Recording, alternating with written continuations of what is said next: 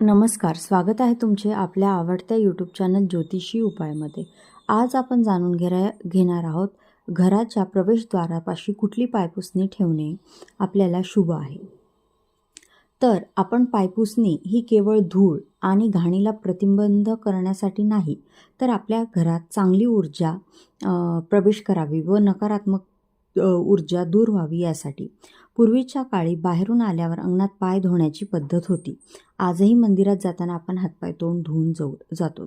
त्याचप्रमाणे घरात येताना आपण नाना अनुभव घेतो. बाहेर राग, लोभ, क्रोध, द्वेष ह्या भावना ह्या घरात प्रवेश करू नये आणि घरातील वातावरण गढूळ होऊ नये यासाठी आपल्याला आपल्या घराच्या बाहेर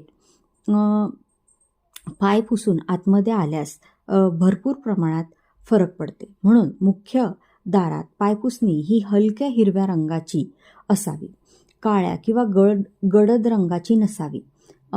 त्यामुळे आपल्या घरात लक्ष्मी आणि शुभ ऊर्जा यायला मदत होते आणि आपली प्रगती व्हायला लागते.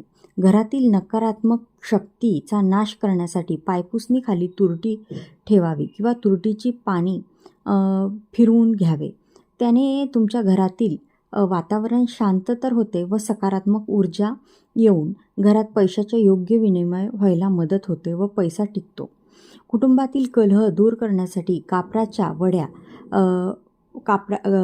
कपड्यात बांधून पायपुसणी खाली ठेवल्याने घरातील नकारात्मकता दूर होते व लक्ष्मी तुमच्या घरात कायम मुक्काम करते किंवा दीर्घकाळ टिकायला मदत होते. व्हिडिओ आवडला असेल लाईक करा, शेअर करा आणि चॅनलला सबस्क्राईब करा. धन्यवाद.